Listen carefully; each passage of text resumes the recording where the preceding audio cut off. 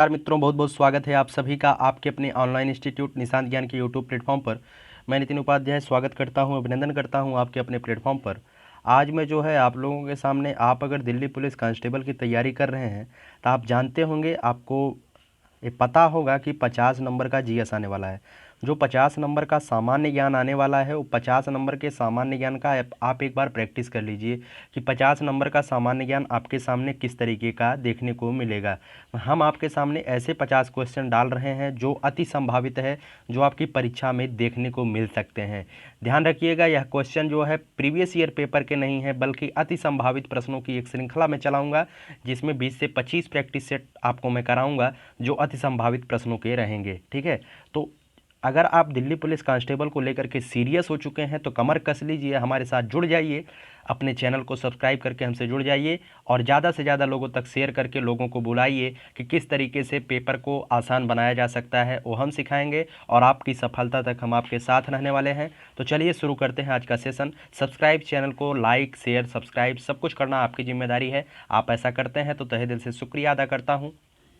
चलिए, पहला क्वेश्चन आपके सामने दिखाई दे रहा है स्क्रीन पर। पहला क्वेश्चन है, निम्नलिखित में से कौन सा मूल अधिकार भारतीय संविधान में नागरिकों को नहीं दिया गया है। ऑप्शन नंबर ए है देश के किसी भी भाग में बसने का अधिकार, ये एक मूल अधिकार है। लैंगिक समानता का अधिकार, यह भी मूल अधिकार है। शोषण के विरुद्ध अधिकार, यह भी मूल अधिकार है। लेकिन सूचना का अधिकार यह मूल अधिकार की श्रेणी में नहीं आता है। ठीक है, तो अगर आपने मूल अधिकारों की श्रृंखला को हमारे श्रृंखला जो मैंने चलाया था मूल अधिकार नहीं देखा है तो चैनल पे जा करके मूल अधिकारों को देख लीजिए, मूल अधिकारों को याद कर लीजिए किस तरीके से मैंने मूल अधिकार आपको बताया था। ठीक है, तो इसका जो ऑप्शन नंबर सी है ये सही है। सूचना का अधिकार जो है हमारा मूल अधिकार नहीं है। सूचना का अधिकार अधिनियम एक आया था 2005 में, और 2005 से आज तक हम सूचना के अधिकार को फॉलो कर, मतलब कि लागू हो गया है। उससे हम जो है सरकार से कोई सूचना मांग सकते हैं। चलिए दूसरे क्वेश्चन पर चलते हैं। दूसरा क्वेश्चन है, निम्नलिखित में से कौन सा रोग संक्रमण के कारण होता है। तो बहुत ही आसानी से उसका उत्तर आप दे सकते हैं। एड्स जो है एक संक्रमित बीमारी है, संक्रामक रोग है। ठीक है, तो एड्स को एचआईवी कहा जाता है, एचआईवी। ठीक है, एड्स को एचआईवी कहा जाता है और एड्स एक विषाणु से होने वाली बीमारी है। एड्स का, जैसे आप किसी के ब्लेड से, कोई ब्लेड से बाल छिलवाता है, उसी के ब्लेड से आप इस्तेमाल कर लेते हैं, उस आदमी को एड्स है तो आपको भी एड्स हो जाएगा। ठीक है, तो ज़्यादा कुछ बताने की आवश्यकता नहीं है, विषाणु जनित बीमारी है, संक्रामक रोग है। चलिए आगे बात करते हैं, कौन सा विटामिन आँखों के लिए अच्छा है। तो आप इसे अच्छी तरीके से जानते हैं, जब आप विटामिन पढ़ेंगे, विटामिन ए की कमी से दोस्तों रतौंधी का रोग होता है।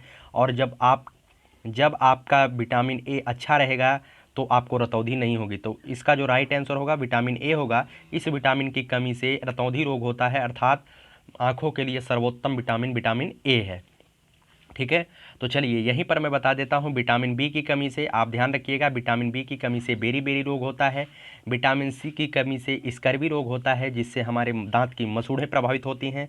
विटामिन डी की कमी से रिकेट्स होता है, जिससे सूखा रोग हो जाता है, हड्डियाँ सूख जाती हैं। चलिए हम आगे बात करते हैं, वीआई लेनिन। चौथा क्वेश्चन है, वीआई लेनिन का संबंध किससे है। तो जो लेनिन नाम है, लेनिन का संबंध जो है वर्ष 1917 की रूसी क्रांति से है। यह 1917 की जो रूसी क्रांति हुई थी उसके एक प्रधान नेता थे। ठीक है, तो 1917 के रूसी क्रांति से संबंध है वीआई लेनिन का। चलिए आगे बात करते हैं, राष्ट्रीय बालिका दिवस कब मनाया जाता है। बहुत ही आसान क्वेश्चन है। राष्ट्रीय बालिका दिवस दोस्तों 4 ऑप्शन दिए गए हैं, आप लोग जवाब दीजिएगा। इसका जो राइट आंसर वो है ऑप्शन नंबर ए, 24 जनवरी को राष्ट्रीय बालिका दिवस मनाया जाता है। मैं यहीं पर एक चीज़ आपको और बता दूं, 25 जनवरी को राष्ट्रीय मतदाता दिवस मनाया जाता है, इसे आप ध्यान रखिएगा। 12 जनवरी को बहुत ही इंपॉर्टेंट डे मनाया जाता है, 12 जनवरी को राष्ट्रीय युवा दिवस मनाया जाता है। और एक चीज़ ध्यान रखिएगा, 9 जनवरी को दोस्तों राष्ट्रीय प्रवासी दिवस मनाया जाता है, क्योंकि 9 जनवरी 1915 को महात्मा गांधी ने दक्षिण अफ्रीका से भारत वापस आए थे। ठीक है, चलिए आगे हम बात करते हैं, वेबसाइट किसका कलेक्शन है। ऑप्शन नंबर ए है ग्राफिक्स का, पी प्रोग्राम्स का, इसी तरीके के ऑप्शन दिए गए हैं। जो इसका राइट आंसर है दोस्तों वह है web pages. Option number D the right answer. Website जो है वेब पेजेस का एक कलेक्शन होता है। ठीक है, तो उम्मीद करता हूँ ये श्रृंखला आपको पसंद आ रही होगी। अगर पसंद आ रही है तो वीडियो को लाइक जरूर करिएगा। लाइक करने से हमारा मोटिवेशन होता है, मैं आपका सहयोग और अच्छी तरीके से करने के लिए भरसक प्रयास करने लगता हूँ। चलिए प्रश्न नंबर 7 पर चलते हैं। प्रश्न नंबर 7 आपके सामने है, आपकी आंखों के सामने, उसे पढ़िए। प्रतिरक्षी देखिए, प्रतिरक्षी को इंग्लिश में हम बोलते हैं एंटीबॉडी। अभी जो है कोरोना काल चल रहा है, तो यहाँ पर जो वैक्सीन बनाए जाते हैं और जो वैक्सीन बनाए जा रहे हैं उसमें सबसे ज़्यादा इंपॉर्टेंट रोल अदा करने वाला है एंटीबॉडी। जब आपके शरीर में प्रतिरक्षी विकसित हो जाता है तो यह क्या करता है उसे ध्यान रखिएगा। एक अणु जो एक विशेष प्रतिजन को ही निष्क्रिय बनाता है, इसका एक right answer option number A है। यह एक अणु होता है जो विशेष प्रतिजन को ही निष्क्रिय बनाता है, ठीक है।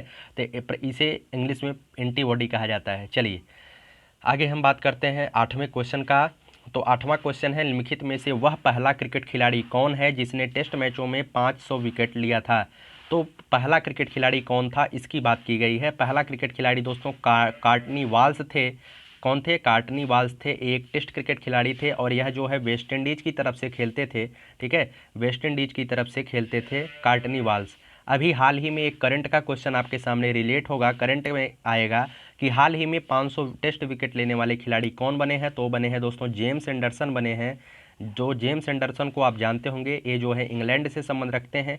तो पहला अगर क्वेश्चन पूछा जाए कि हाल ही में पहले 500 विकेट लेने वाले पहले तेज गेंदबाज कौन बने हैं, तो जेम्स एंडरसन है, पहले तेज गेंदबाज है जो 500 विकेट लिए हैं, इंग्लैंड से संबंध रखते हैं। तो अनिल कुंबले साहब को आप जानते हैं, भारत के हैं जो 500 से ज़्यादा विकेट लिए हैं। और अगर बात की जाए टेस्ट क्रिकेट में सबसे ज़्यादा विकेट लेने वाले गेंदबाज कौन है, तो है मुथैया मुरलीधरन जो श्रीलंका से बिलोंग करते हैं, 800 विकेट लिए हैं। चलिए आगे हम बात करते हैं, अगले क्वेश्चन पर चलते हैं। कौन सा वैज्ञानिक खाद्य अनाज क्रांति से संबंधित है जिसने शांति के नोबेल के लिए पुरस्कार प्राप्त किया।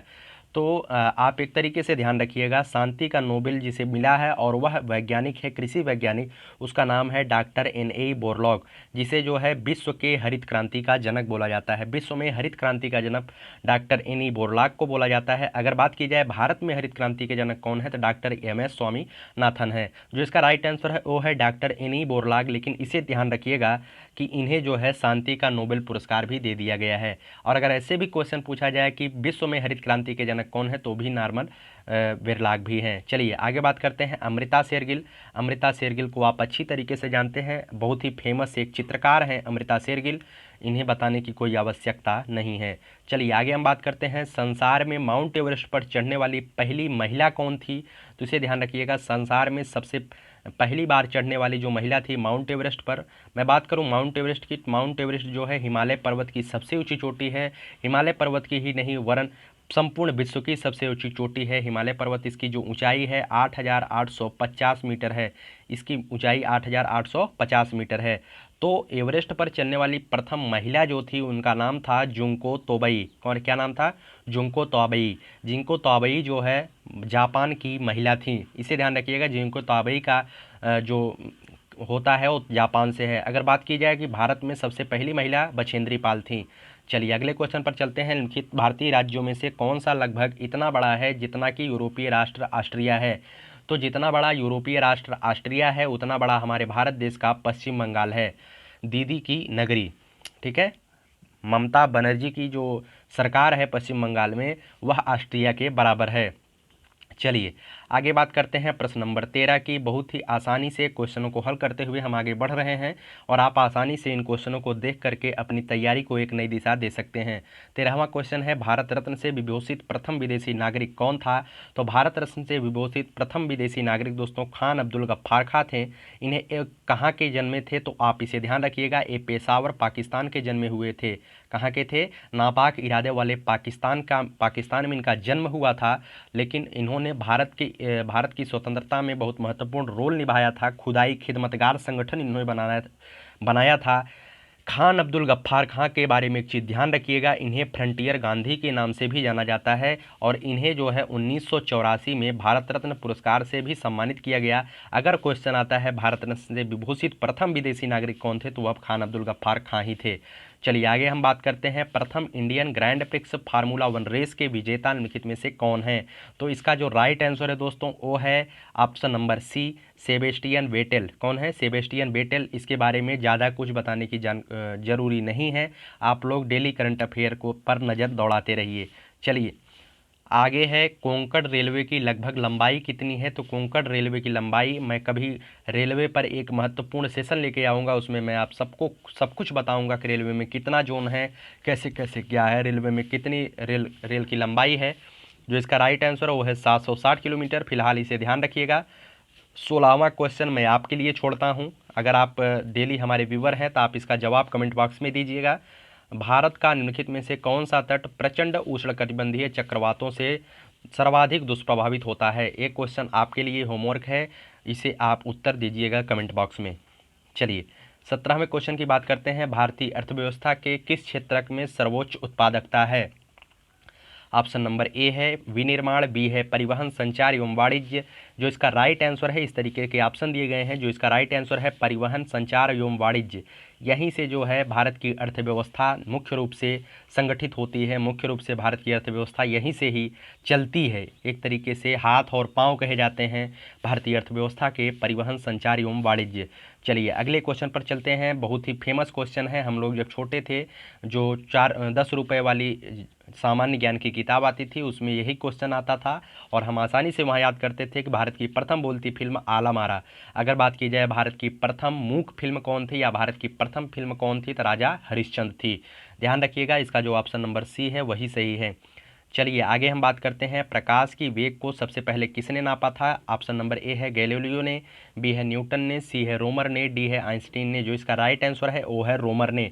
प्रकाश के वेग को सबसे पहले रोमर ने नापा था। चलिए आगे हम बात करते हैं। कांसा निम्नलिखित में से किसकी मिश्र धातु है? तो कांसा जो है किस किस से मिलकर बनी हुई है, वही आपसे पूछा गया है।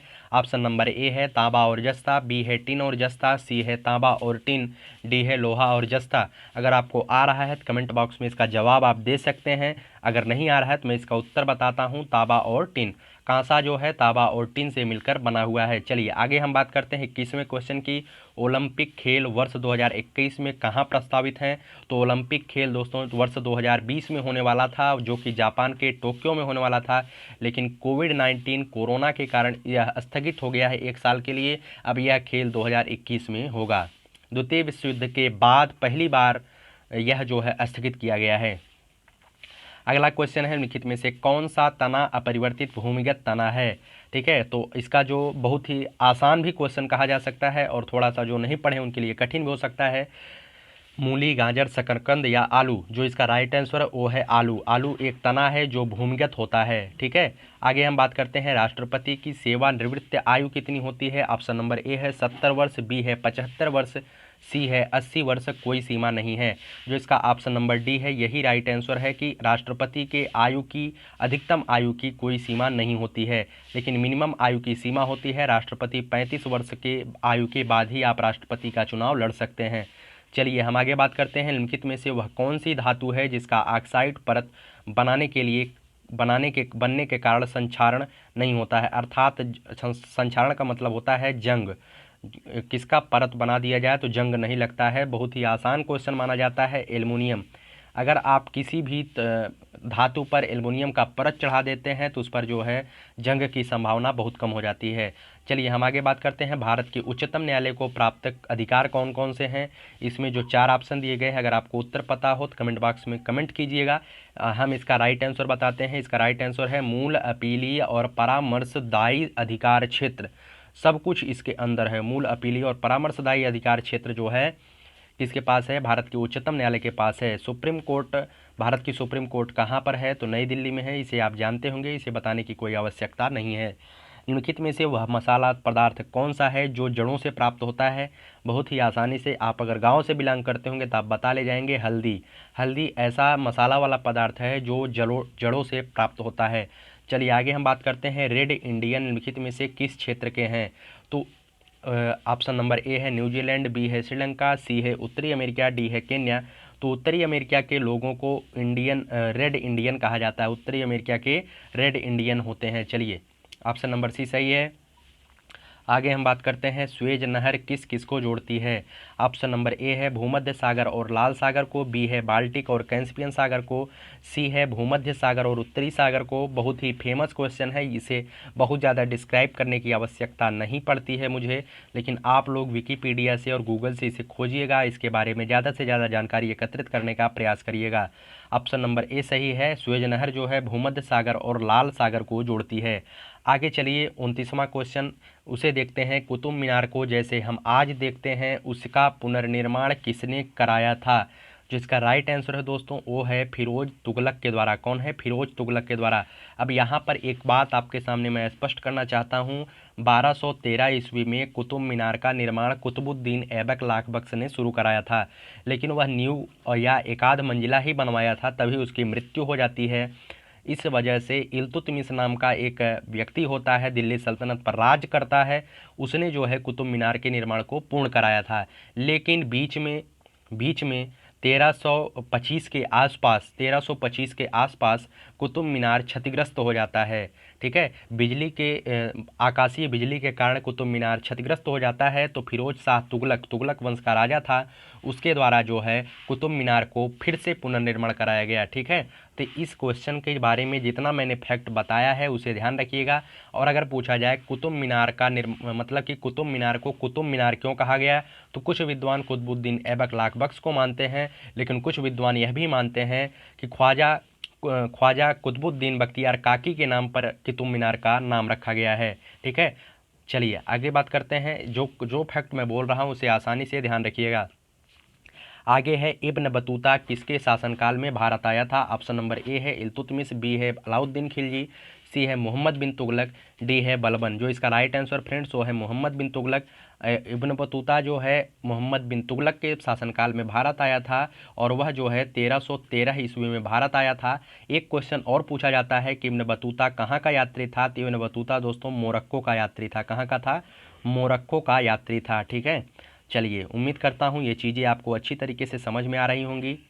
चलिए 31वां क्वेश्चन है, निम्नलिखित में से कौन सा घटक हरित क्रांति लाने वाले कृषि नीति का अंग नहीं है? ऑप्शन नंबर ए है सस्यन की अधिकता, बी है गारंटित अधिकतम दाम, सी है नई कृषि प्रौद्योगिकी, डी है निवेशों का पैकेज। जो इसका राइट आंसर फ्रेंड्स वो है ऑप्शन नंबर बी, गारंटित अधिकतम दाम जो है यह जो है हरित क्रांति की अंग नहीं था, हरित क्रांति की नीति का अंग नहीं था कि आपको गारंटी पूर्वक दिया जाएगा कि इतना इतना दाम होगा। ठीक है, तो महंगाई के अनुसार गेहूं और चावल के दाम या सबके दाम बढ़ते रहेंगे। चलिए हम आगे बात करते हैं। उस खाद्य फसल का नाम बताइए जो भारत में सबसे अधिक पाई जाती है। तो दोस्तों भारत में गेहूं और चावल सबसे अधिक उत्पादित होता है, लेकिन जब गेहूं और चावल दोनों ही ऑप्शन में दिए जाएं तो ध्यान रखिएगा भारत में सबसे ज़्यादा चावल का उत्पादन होता है।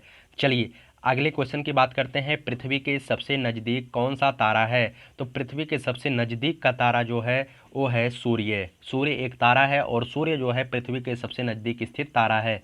चलिए आगे बात करते हैं, सूर्य से पृथ्वी तक पहुंचने में प्रकाश को कितना समय लगता है? ऑप्शन नंबर ए है छोटी पुस्तकों में इसका वर्णन किया गया है कि सूर्य से पृथ्वी तक पहुंचने में सूर्य का प्रकाश 8 मिनट 22 सेकंड लगता है, कहीं कहीं पर 8 मिनट 20 सेकंड भी दिया गया है।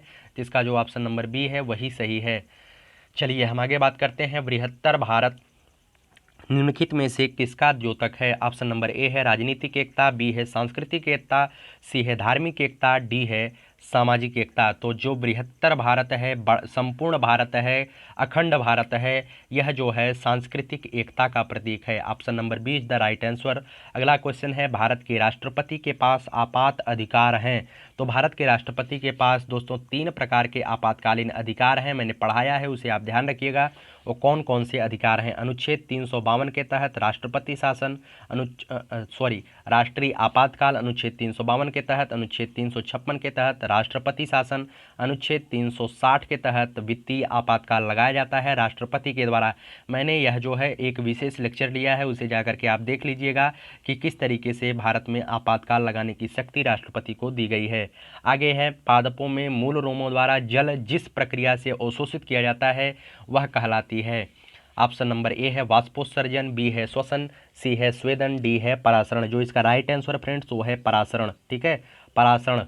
ठीक है, चलिए अगर हम बात करें कि पौधों में कौन सा ऐसा ऊतक है जो पौधों के जड़ों से जल को ले जाता है, तो वह है जाइलम है। और खनिज पदार्थों को कौन लेके जाता है? तो फ्लोएम है। ठीक है, तो उम्मीद करता हूँ ये चीज़ें आपको समझ में आ रही होंगी।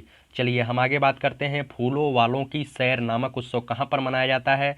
दोस्तों मैं आपको बता दूं, फूलों वालों की सैर नामक उत्सव जो है वह दिल्ली के अंदर मनाया जाता है। दिल्ली के अंदर एक नगर है जिसे कहा जाता है मेहरौली। मेहरौली में जो है यह उत्सव मनाया जाता है। यह हिंदू मुस्लिम एकता का प्रतीक माना जाता है।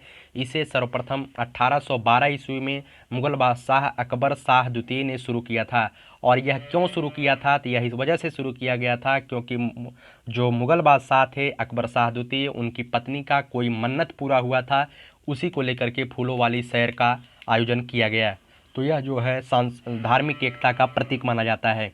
आगे हम बात करते हैं निम्नलिखित में से सर्वाधिक कठोर धातु कौन सी है। तो सबसे कठोर धातु दोस्तों टंगस्टन मानी जाती है। इसी टंगस्टन का प्रयोग जो है बल्ब के फिलामेंट के रूप में किया जाता है। चलिए हम आगे बात करते हैं। वर्ष 1977 के इंपीरियल दरबार में हाथ से काती हुई खादी के कपड़े पहनकर कौन गया था। ठीक है, वर्ष 1877 में। तो ऑप्शन नंबर ए है एम के गांधी, बी है बाल गंगाधर तिलक। चलिए अगला ऑप्शन देख लेते हैं, विपिन चंद्र पाल, डी है जीवी जोशी। जो इसका राइट आंसर फ्रेंड्स वो है जीवी जोशी। 1877 में एक दरबार का आयोजन होता है दिल्ली में, जिसे राज दरबार इंपीरियल दरबार बोला जाता है। इसमें जो है क्या होता है, इसमें ब्रिटिश की महारानी को साम्राज्ञी घोषित किया जाता है। उसमें जो है क्या किया जाता है, उसमें जो है खादी के कपड़े पहन करके जीवी जोशी जी वहाँ पर उपस्थित होते हैं और वह जो है महारानी के सामने कहते हैं कि महारानी, जिस तरीके से हमारे देश में ब्रिटिशों को अधिकार प्राप्त है, हमें और कुछ नहीं चाहिए, केवल उन्हीं के तरीके का अधिकार हमें दे दीजिए, जिससे मुझे यह न लगे कि हम बहुत ज़्यादा गुलाम हैं। चलिए आगे हम बात करते हैं। भारत में राजस्व एकत्र करने की अस्थाई बंदोबस्त प्रणाली किसने शुरू की थी। तो राजस्व एकत्र करने की अस्थाई बंदोबस्त प्रणाली दोस्तों लॉर्ड कॉर्नवालिस ने शुरू की थी। किसने शुरू की थी, लॉर्ड कॉर्नवालिस ने अस्थाई बंदोबस्त प्रणाली शुरू की थी। अगर बात की जाए अस्थाई बंदोबस्त प्रणाली कब शुरू की गई थी, तो 1793 में शुरू की गई थी। ठीक है, तो उम्मीद करता हूँ इंपॉर्टेंट फैक्टों के साथ मैं क्वेश्चन को डिस्कस करते हुए आगे बढ़ रहा हूँ, जिससे ज़्यादा से ज़्यादा जानकारी आपको आती रहे। चलिए हम बात करते हैं निम्नलिखित में से कौन शास्त्रीय संगीतज्ञ के रूप में प्रसिद्ध हुए। ठीक है, शास्त्रीय संगीतज्ञ के रूप में कौन प्रसिद्ध हुए। ऑप्शन नंबर ए है टी एन कृष्णन, बी है doctor N Rajan, B Krishnamurthy Shastrigal, T R Mahalingam. जो इसका राइट आंसर फ्रेंड्स वो है टी आर महालिंगम। ठीक है, ऑप्शन नंबर डी सही है। चलिए अगले क्वेश्चन पर चलते हैं। भारत के अंतिम वायसराय कौन थे। तो भारत के अंतिम वायसराय दोस्तों लॉर्ड माउंटबेटन थे। कौन थे, लॉर्ड माउंटबेटन भारत के अंतिम वायसराय थे। अगर बात की जाए भारत कब स्वतंत्र हुआ था, तो आप जानते हैं 15 अगस्त 1947 को भारत स्वतंत्र हुआ था। जो क्वेश्चन पूछा जाता है यह पूछा जाता है कि भारत के स्वतंत्र होते समय इंग्लैंड का प्रधानमंत्री कौन था। तो इसे ध्यान रखिएगा, इंग्लैंड का प्रधानमंत्री उस समय क्लीमेंट एटली थे। कौन थे, क्लीमेंट एटली। चलिए आगे हम बात करते हैं। अंतर्राष्ट्रीय आपराधिक पुलिस संगठन इंटरपोल का मुख्यालय कहाँ पर है। तो अंतर्राष्ट्रीय आपराधिक पुलिस संगठन जिसे इंटरपोल बोला जाता है, इसका मुख्यालय दोस्तों फ्रांस की राजधानी पेरिस में है। कहाँ पर है, फ्रांस की राजधानी पेरिस में है। इसकी स्थापना जो है पुलिस की विश्व में पुलिस की स्थिति को सही करने के लिए किया गया था, क्योंकि पुलिस भी जो है कहीं न कहीं देश सेवा के रूप में, समाज सेवा के रूप में कार्य करती है। चलिए हम आगे बात करते हैं। दादा साहब फाल्के पुरस्कार प्राप्त करने वाली पहली महिला कौन थी या है।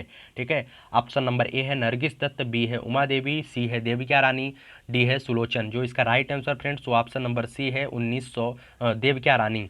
ठीक है, तो अगर बात की जाए दादा साहब फाल्के पुरस्कार की, दादा साहब फाल्के पुरस्कार की शुरुआत जो है 1969 में शुरू किया गया था। 1969 में दादा साहेब फाल्के पुरस्कार क्यों शुरू किया गया था, क्योंकि इसी डेट के टाइम पर 1969 में दादा साहब फाल्के के मृत्यु के 100 वर्ष पूरे हुए थे। 1969 में उन्हीं के आधार पर दादा साहब फाल्के पुरस्कार दिया जाना शुरू किया गया। वर्तमान में जो दादा साहब फाल्के पुरस्कार दिया जाता है, वह दादा साहब फाल्के पुरस्कार में 10 लाख रुपए और एक स्वर्ण कमल दिए जाते हैं। ठीक है, 10 लाख रुपए और एक स्वर्ण कलम दिए जाते हैं। हाल ही में जो पीछे अमिताभ बच्चन जी को दादा साहब फाल्के पुरस्कार मिला है। चलिए हम आगे बात करते हैं। भारत का पहला उप प्रधानमंत्री कौन था। तो ऑप्शन नंबर ए है मोरारजी देसाई, बी है वल्लभ भाई पटेल। जो इसका राइट आंसर फ्रेंड्स वो है वल्लभ भाई पटेल। तो भारत के प्रथम उप प्रधानमंत्री वल्लभ भाई पटेल हैं। अगर बात की जाए उप प्रधानमंत्री की, तो भारत देश के संविधान में उप प्रधानमंत्री का पद नहीं है। भारत के संविधान में उप प्रधानमंत्री नामक कोई पद नहीं है, लेकिन राजनीतिक वर्चस्वता और राजनीतिक लोगों की संतुष्टि के कारण उप प्रधानमंत्री का पद कैबिनेट के द्वारा बना दिया जाता है। ठीक है, चलिए हम आगे बात करते हैं। भारत का पहला इंजीनियरिंग कॉलेज कहाँ स्थित था? तो भारत का पहला इंजीनियरिंग कॉलेज दोस्तों रुड़की में स्थित था। ठीक है, अगर बात की जाए रुड़की कहाँ पर है, तो रुड़की जो है उत्तराखंड में स्थित है। अगर बात की जाए उत्तराखंड की, तो आप आसानी से जानते होंगे त्रिवेंद्र सिंह रावत की सरकार उत्तराखंड में है। तो उत्तराखंड के बारे में ज़्यादा बहुत कुछ जानकारी अब देने की आवश्यकता नहीं है। उत्तराखंड की राजधानी देहरादून में स्थित है। आगे हम बात करते हैं, भारत में प्रांतीय स्वायत्तता शुरू की गई थी। तो भारत में प्रांतीय स्वायत्तता कब शुरू की गई थी या किसके द्वारा शुरू की गई थी? तो इसे ध्यान रखिएगा, भारत सरकार अधिनियम 1935 के द्वारा भारत में प्रांतीय स्वायत्तता शुरू की गई थी। भारत सरकार अधिनियम 1935 जब आया था, तो उसी के बाद 1936-37 में प्रांतीय चुनाव होते हैं और प्रांतीय स्वायत्तता शुरू हो जाती है। ठीक है, तो ये हमारे भारत सरकार अधिनियम 1935 की अगर बात की जाए, तो हम यहाँ से एक फैक्ट आपको और बताना चाहेंगे। अगर बात की जाए भारत के संविधान में सबसे ज़्यादा अनुच्छेद कहाँ से लिए गए हैं, तो वहीं से लिए गए हैं।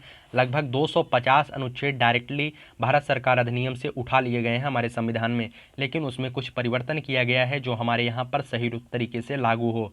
आगे बात करते हैं, यामिनी कृष्णमूर्ति किस नृत्य के कलाकार हैं? तो यामिनी कृष्णमूर्ति जो है बहुत ही फेमस क्वेश्चन है, कई बार परीक्षाओं में पूछा गया है। ऑप्शन नंबर ए है भरतनाट्यम की, बी है कुचिपुड़ी की, ऑप्शन नंबर सी है ए व बी दोनों की। इसी तरीके के ऑप्शन दिए गए हैं। तो यामिनी कृष्णमूर्ति का संबंध दोस्तों भरतनाट्यम और कुचिपुड़ी दोनों से है। ठीक है, अगर बात की जाए भरतनाट्यम कहाँ का है, तो भरतनाट्यम जो है तमिलनाडु का है। ठीक है, भरतनाट्यम तमिलनाडु का है। अगर बात की जाए कुचिपुड़ी कहाँ का है, तो कुचिपुड़ी जो है केरल का है। ठीक है, तो केरल का नृत्य है कुचिपुड़ी और भरतनाट्यम जो है तमिलनाडु का है। आगे हम बात करते हैं, जो लास्ट क्वेश्चन है इस सेशन का, कि कलमकारी कहाँ का प्रचलित लोक कला है? तो कलमकारी दोस्तों प्रचलित लोक कला है आंध्र प्रदेश की। कलमकारी नाम से ही स्पष्ट है, यहाँ पर कलम के द्वारा अदाएँ बिखेरी जाती हैं, कलम के द्वारा चित्रकारी की जाती है। इसी को कहा जाता है कलमकारी चित्रकला। ठीक है, तो कलमकारी चित्रकला जो है कहाँ पर मनाया जाता है, प्रचलित लोक कला है आंध्र प्रदेश की है। तो उम्मीद करता हूँ ये जो 50 अति संभावित प्रश्नों की मेरी श्रृंखला है, यह पहला वीडियो है 50 क्वेश्चनों की, जिसमें जो है 2-4 क्वेश्चन मैंने करंट अफेयर के डिस्कस किए हैं और सभी क्वेश्चन हर एक क्षेत्र से मैंने लगभग डिस्कस करने का प्रयास किया है। अगर ये वीडियो सेशन आपको अच्छा लगता है तो वीडियो को लाइक करके हमारे चैनल को सब्सक्राइब करके हमारा सपोर्ट करिए। हम आपकी सफलता तक आपके साथ रहने के लिए तैयार हैं। इसी के साथ मैं इस सेशन को समाप्त करता हूँ। वीडियो को पूरा देखने के लिए बहुत बहुत धन्यवाद आप सभी का।